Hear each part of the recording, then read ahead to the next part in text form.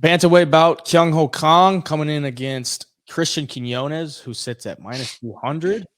And Kong sits at +200. Over under 2.5 rounds, -160 for the over, +160 for the under.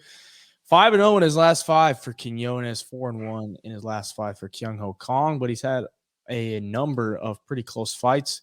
The Danabak refight was, not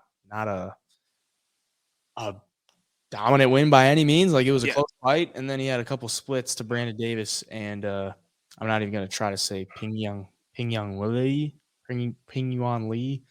And then the loss to Ronnie Yaya, which doesn't age too well. But yeah, Christian Quinonez, first fight in the UFC, gets it done against Khalid Taha in the first round knockout. I don't know how much stock you can put into that one. Khalid Taha didn't have the greatest UFC career, but what are you thinking on this one? Yeah, originally I like Quinonez.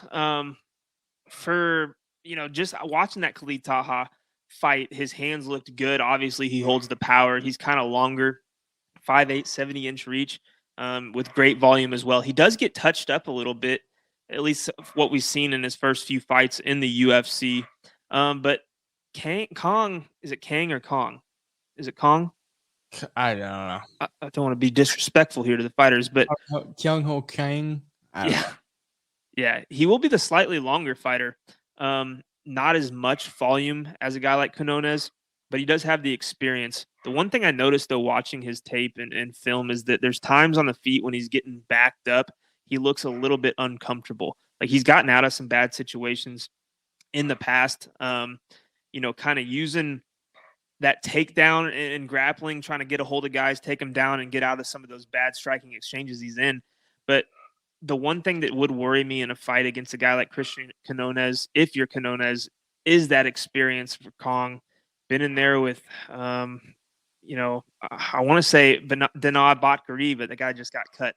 But he's a decent striker, so he can stand in there with decent strikers and win the fight. So yeah, man, I don't know. I want to see more out of Christian Quinonez before taking him in a fight like this. So for the pick, I'm probably going to go Quinonez, but betting wise, I'm probably not laying anything on him here. Yeah, I'm kind of with you. It's a little chalky for him, second UFC fight, and Kyung Ho has been around for a while.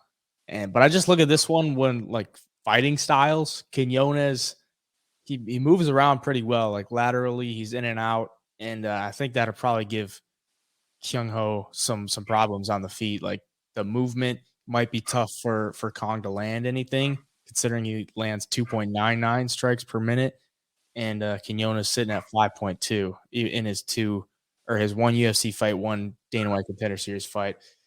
So Kyung might have to go to the ground in this one. He's got averages 2 takedowns per 15 minutes. I think that's probably the way he beats him. I don't think he can outpoint him in a 3-round bout. So if he wants to win, I think he's probably got to press him up against the cage, or at least corner him, like make sure he's up against the cage, because the movement of Quinonez is going to be tough to deal with. But for the sake of the show, I'll take Quinonez.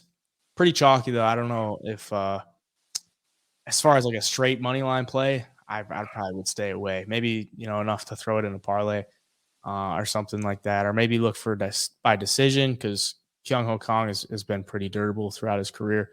Been knocked out once in 27 fights, so pretty durable. Smaller cage, 15 minutes. He should probably make it to the end. So I'll go with Quinonez.